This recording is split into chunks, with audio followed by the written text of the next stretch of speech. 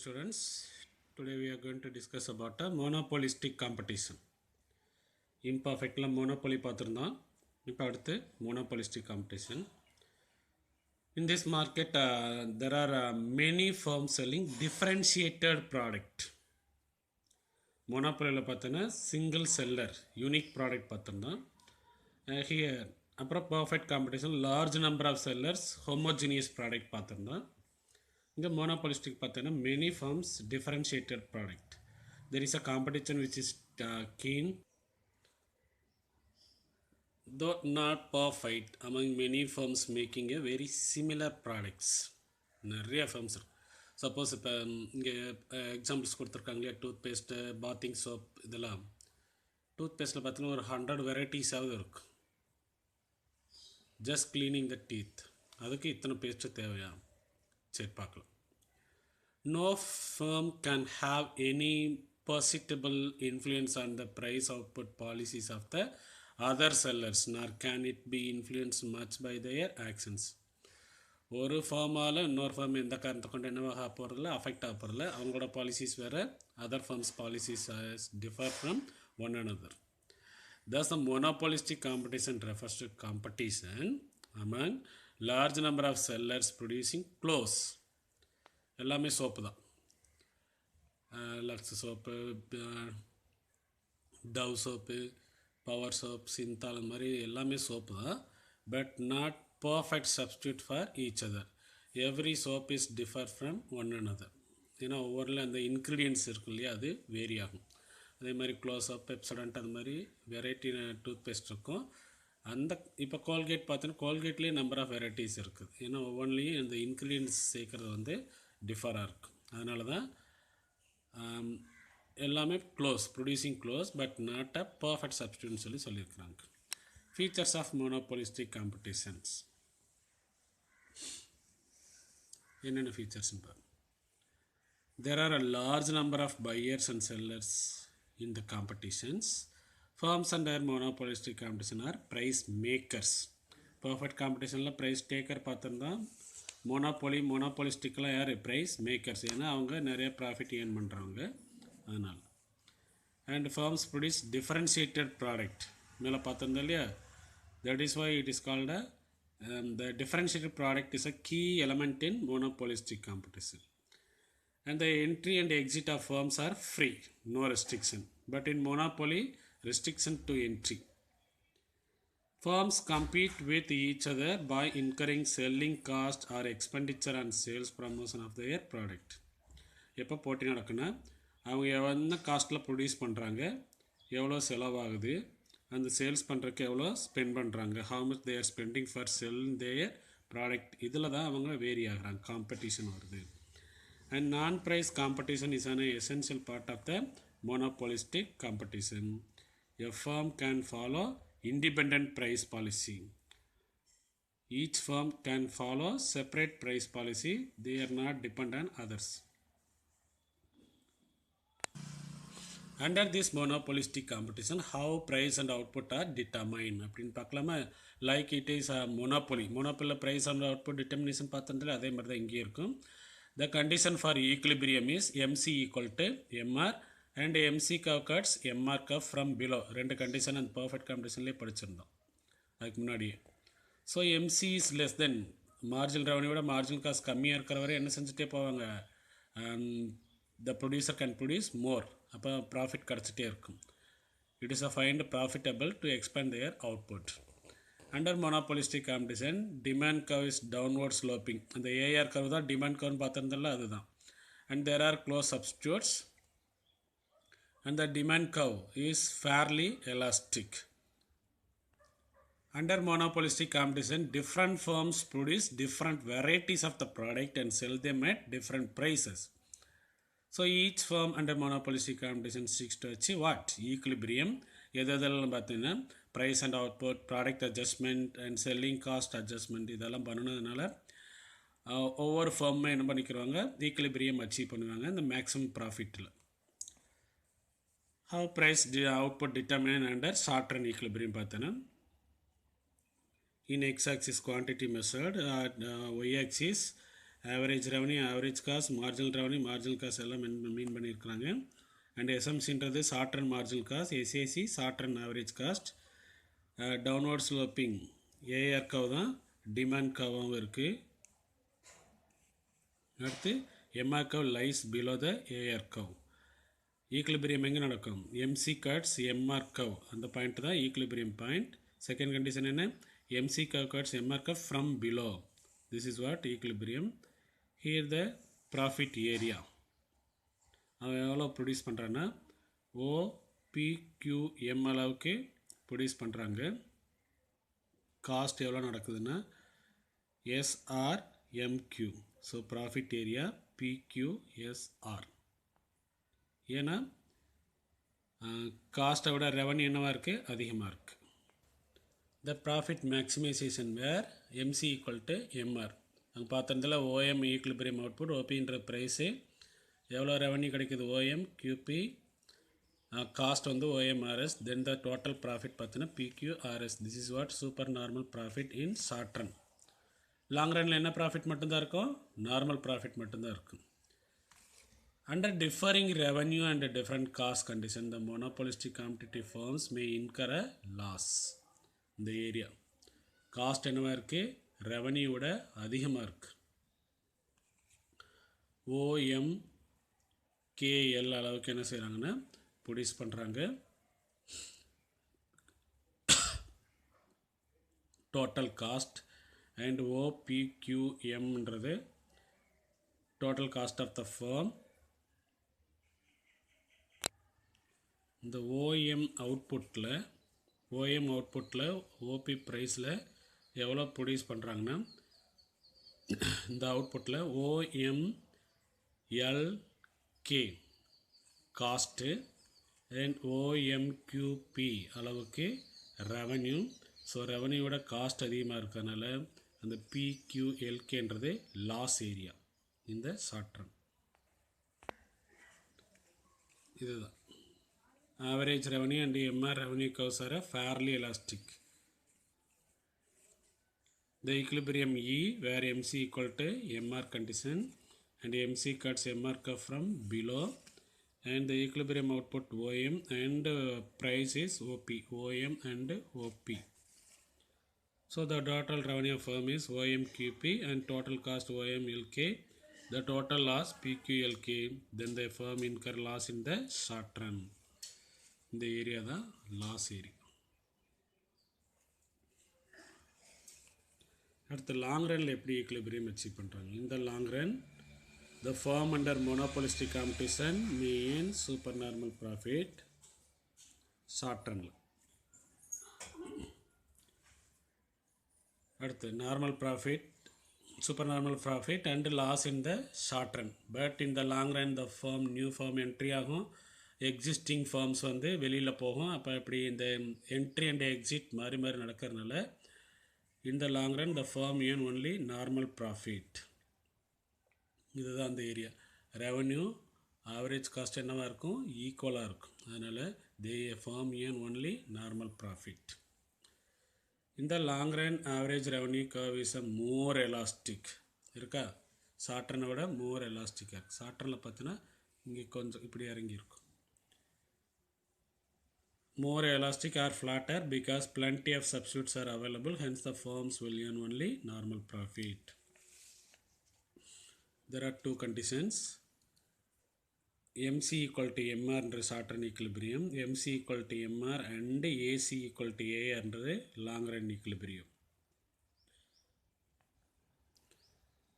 MC equal to MR under short run equilibrium, AC equal to A under long run equilibrium. In the above diagram, E achieved, we know that MC equal to MR at what output? OM output, price is OP. The average revenue at equilibrium output is MQ and average cost is also MQ.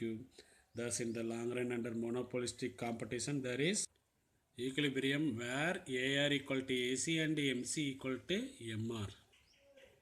AR equal to AC and MC equal to MR. இந்த ரெண்டு தான் equilibrium condition இந்த long run.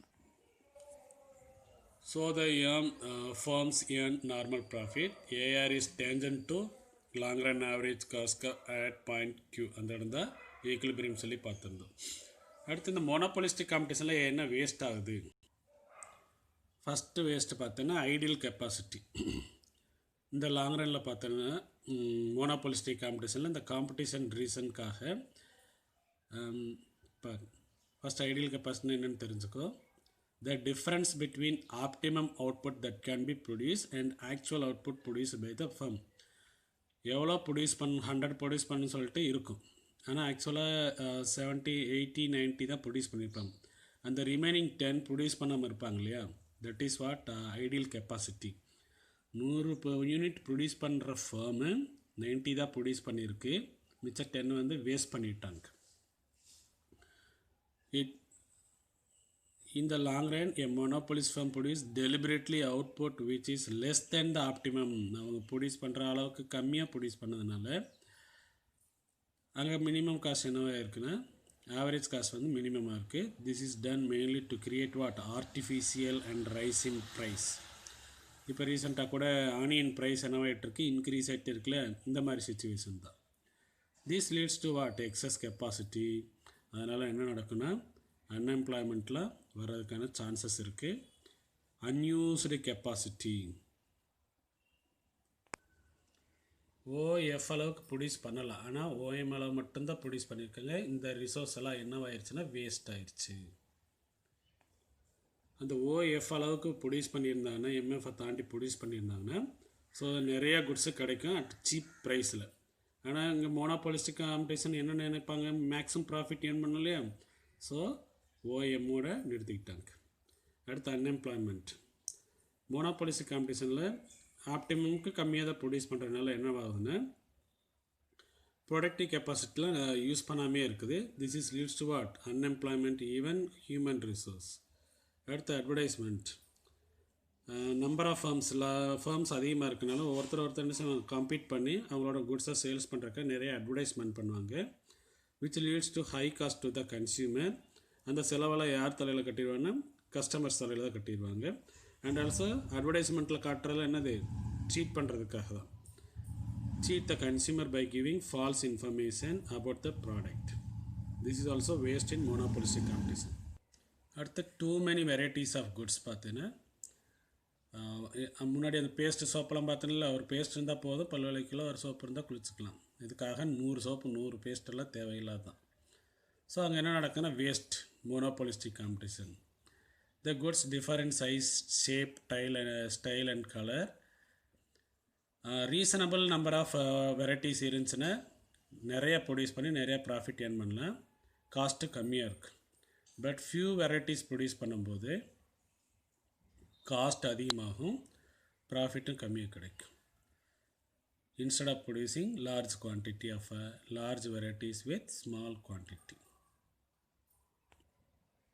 எப்போ செலவு கம்மியாகுன்னா varieties reduce பண்ணிவிட்டு quantity increase பண்ணினா cost கம்மியாக இருக்கும். இன்ஸ்டெட் ஆஃப் லார்ஜ் வெரைட்டிஸு வச்சு ஸ்மால் குவான்டிட்டி ப்ரொடியூஸ் பண்ணுறதுக்கு பதிலாக ஃபியூ வெரைட்டிஸ் வச்சு லார்ஜ் குவான்டிட்டி ப்ரொடியூஸ் பண்ணால் காஸ்ட்டு கம்மியாக இருக்கும், வேஸ்ட்டும் கம்மியாகும். அடுத்து இன்எஃபிஷியன்ட் ஃபார்ம்ஸ். சில பிராண்டெல்லாம் பார்த்தீங்கன்னா ப்ரைஸ் ஹையாக இருக்கும் அவங்களோட காஸ்ட்டை விட. அப்போ என்ன நடக்குன்னா அந்த மாதிரி இன்எஃபிஷியன்ட் ஃபார்ம்ஸ் வந்து இண்டஸ்ட்ரி விட்டு வெளியே போகணும். ஆனால் என்ன செய்வாங்கன்னா அதுக்குன்னு சில பையர்ஸ் இருக்கிறதுனால, அந்த எமோஷன் அந்த மாதிரியெல்லாம் ஃபீலிங் இருக்கிறதுனால, லைக் இப்போ இந்த சிஎஸ்கே பார்த்தோன்னா ரொம்ப நினச்சி பார்க்க அளவுக்கு டிஃபீட் ஆகிருக்கு. அந்த மாதிரியெல்லாம் இருக்கும்போது என்ன ஆகுனா அங்கே இன்எஃபிஷியன்ட் டியூ டு, அதனால் இந்த எஃபிஷியன்ட் ஃபார்ம்ஸ் என்ன செய்ய முடியலன்னா அவங்களால காம்பீட் பண்ண முடியலை. The efficient firms may not be able to spend money to attract advertisement to attract the buyers. In reality, the consumers are most emotional rather than rational. இப்படின்னு யார் சொல்லிக்கிறேன்னா Richard tailor. he was a Nobel Prize winner for the year 2017. Rational decisions are made by mind. Minimum cost maximum benefit இருக்கு இல்லையா அது. Emotion பார்த்தீங்கன்னா decisions are taken from heart. These are the wages of monopolistic competition. அடுத்து மோனோசோனி. மோனோபோலின்றது single seller பார்த்துருந்தாலையும் இங்கே மோனோப்சோனின்றது single buyer of a goods and service. Only one customer for a certain good. The customer has monopsony power in the market. மோனோப்சோனின்ற எது மாதிரினா monopoly அனலாகஸ்னால் அதுக்கு ஈக்குவலாக இருக்கிறது. But monopsony has a market power on the demand side rather then the supply side. Monopoly பார்த்தோன்னே supply side, monopsony வந்து demand side. அடுத்து bilateral monopoly. Single producer face the single buyer. ரெண்டு பேர் மட்டும்தான் இருப்பாங்க ஒரு சிச்சுவேஷன். அந்த மார்க்கெட் பேர் பைலேட்ரல் மோனோபோலி. மோனோபோலி மோனோப்சோனிஸ் ரெண்டு பேர் சேர்ந்தது தான் பைலேட்ரல் மோனோபோலி ரெண்டு பேர். அடுத்து டியோபோலி பார்த்தீங்கன்னா டூ செல்லர்ஸ். பைலேட்ரல் மோனோபோலி வந்து one buyer one seller. Duopoly ரெண்டு பேருமே செல்லர்ஸ் இருப்பாங்க.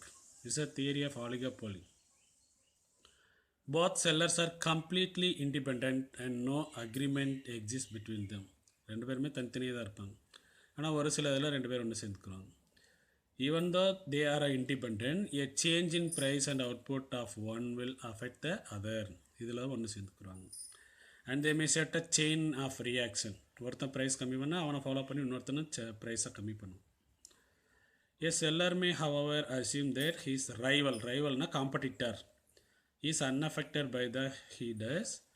In that case, he take only his own direct influence on the price. Characteristics of duopoly. Each seller is fully aware of his rival's motivation and actions. அந்த காம்படிட்டரை பார்த்துட்டே இருப்பால ஒருத்தனை.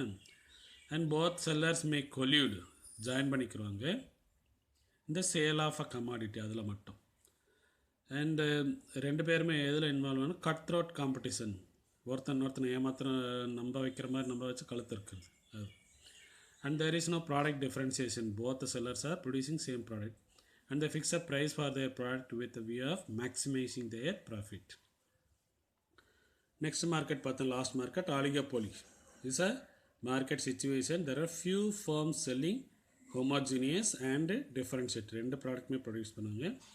Examples are oil and gas. It is difficult to pinpoint the number of firms competition among the few. எத்தனை பேர் இருக்கான்ற கண்டுபிடிக்க முடியாது. With only few firms in the market, the actions of one firm is likely to affect the others. ஒருத்தரோட இப்போ oil ப்ரைஸ்லாம் எல்லா இடத்துலையுமே ஒரே மாதிரி தானே இருக்கும், மோராரில் சிமிலராக தான் இருக்கும். அதனால் இன்னொன்று அஃபெக்ட் பண்ணும். Features of oligopoly. Few large firms. Very few firms இருக்கிறதுனால ஹோல் மார்க்கெட்டை என்ன செஞ்சிடலாம்? கண்ட்ரோலில் வச்சுருக்கலாம். ப்ரொடக்ஷன் சைடும் சரி, டிமாண்ட் சைடும் சரி. அடுத்து interdependence among firms. Price, quality, decision மேக்கிங்லலாம் பார்த்தோன்னா ஒருத்தர் என்ன செஞ்சுக்கிறாங்க? டிபெண்ட் பண்ணிக்கிறாங்க. ரைவல்ஸ் காம்படிட்டரோட அண்டர்ஸ்டாண்டிங்கில் இருக்கும். அடுத்து குரூப் பிஹேவியர். ஒன்றா சேர்ந்து ஒர்க் பண்ணுவாங்க. The firms under oligopoly realize the importance of mutual cooperation. ஒன்றா சேர்ந்துருக்கனால எவ்வளோ பெனிஃபிட் கிடைக்கும் தெரிஞ்சு ரெண்டு பேர் அந்த ஃபியூ ஃபார்ம்ஸு ஜாயின் டுகெதர். அடுத்து அட்வர்டைஸ்மெண்ட் காஸ்ட் பார்த்தீங்கன்னா they raise the sales by either advertising or improving the quality of the product. அது மூலிமா அவங்கள அட்வர்டைஸ்மெண்ட் பண்ணிக்கும். And nature of the product. Perfect oligopoly means homogeneous products and imperfect oligopoly deals with heterogeneous product. ரெண்டு மார்க்கெட்டுமே இருக்கும். Perfect oligopoly பார்த்தோன்னா homogeneous ப்ராடக்டாக இருக்கும். Imperfect oligopolyயில் heterogeneous ப்ராடக்டாக இருக்கும். And price rigidity. It is difficult to change. Price வந்து உடனே என்ன செய்ய முடியாது? சேஞ்ச் பண்ண முடியாது. ரிஜிட்னா inflexible. The oligopolies firm do not change their price due to the fear of rivals reaction. ஒரு காம்படிட்டர் ப்ரைஸ் சேஞ்ச் பண்ணுறன்றக்க உடனே அடுத்தவங்க என்ன செய்ய மாட்டாங்க? ப்ரைஸை சேஞ்ச் பண்ண மாட்டாங்க. This is what price rigidity. Comparison among the features of various market. நம்ம அந்த பர்ஃபெக்ட் மோனோபோலிஸ்டிக் காம்படி பார்த்துருந்தோம் இல்லையா? அதில் என்னென்ன ஃபீச்சருக்கு என்ன மாதிரி competition. Number of firm sellers பார்த்தோன்னா பர்ஃபெக்டில் லார்ஜ் நம்பர், மோனோபோலியில் சிங்கிள், மோனோபோலிஸ்டிக்கில் லார்ஜ். அதே மாதிரி நேச்சர் ஆஃப் ப்ராடக்ட் பார்த்தோன்னா ஹோமோஜினியஸ், அங்கே யூனிக்கு, இங்கே டிஃப்ரென்ஷியேட்டர். ப்ரைஸில் பார்த்தோன்னா இவங்க ப்ரைஸ் டேக்கர், அவங்க ரெண்டு பேரும் ப்ரைஸ் மேக்கர், அங்கே மோனோபோலிஸ்டிக்கில் சம்வாட் கண்ட்ரோல். அடுத்து என்ட்ரி எக்ஸிட் பார்த்தோன்னா பர்ஃபெக்டில் ஃப்ரீ, மோனோபொலியில் ரெஸ்ட்ரிக்ஷன்ஸ், மோனோபொலிஸ்டிக்லேயும் ஃப்ரீ. அடுத்து ப்ராஃபிட் பார்த்தீங்கன்னா சூப்பர் நார்மல் இருக்கும் ஷார்ட் ரனில், லாங் ரனில் பார்த்தா நார்மல் மட்டும்தான் இருக்குது. ஆனால் மோனோபொலியில் எப்போயுமே ப்ராஃபிட் தான் இருக்கும். இதே மாதிரி தான் இங்கேயும் மோனோபொலிஸ்டிக்லேயும் பர்ஃபெக்ட் காம்படிஷன் மாதிரியே ஷார்ட் ரன்லாம் சூப்பரும் லாங் ரனில் நார்மலும் இருக்கும். அடுத்து மார்க்கெட் நாலேஜ் பார்த்தீங்கன்னா லார்ஜ் நம்ம பர்ஃபெக்டில் கம்ப்ளீட் நாலேஜ், மோனோபொலியும் கம்ப்ளீட் நாலேஜ் இருக்கும். இங்கே மோனோபொலிஸ்டிக்கில் பார்த்தீங்கன்னா partial knowledge. And average revenue curves, quality, price makers பார்த்தீங்கன்னா parallel to x axis, இதெல்லாம் ஃபேர்லி ப்ளஸ் சீப்லி ஃப்ளாட். அடுத்து குவான்டிட்டி பார்த்தீங்கன்னா வெரி லார்ஜ், இங்கே லெஸ், அப்போ தான் ப்ராஃபிட் அதிகமாக பண்ண முடியும், அங்கே சப்ஸ்டான்சியலாக இருக்கும். அடுத்து uniform and low price in perfect, high price in monopoly, moderate price in monopolistic. Market power பார்த்தீங்கன்னா நோ ஒன் கண்ட்ரோல், அப்சல்யூட் அவங்க மட்டும்தான் கண்ட்ரோல் பண்ணுவாங்க, limited control. This is what comparison chart.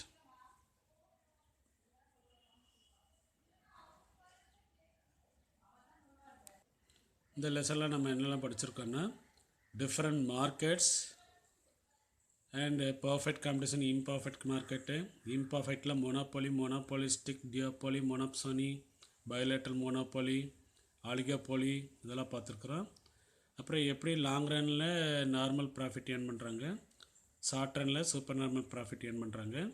அப்புறம் இம்பர்ஃபெக்ட் மார்க்கெட்டில் செல்லர்ஸ் எப்படி மேனேஜ் பண்ணிக்கிறாங்க large ப்ராஃபிட்க்கு. அப்புறம் decrease of monopoly பவரில் எப்படி இருக்குன்னு சொல்லி தெரிஞ்சுக்கிட்டாச்சு.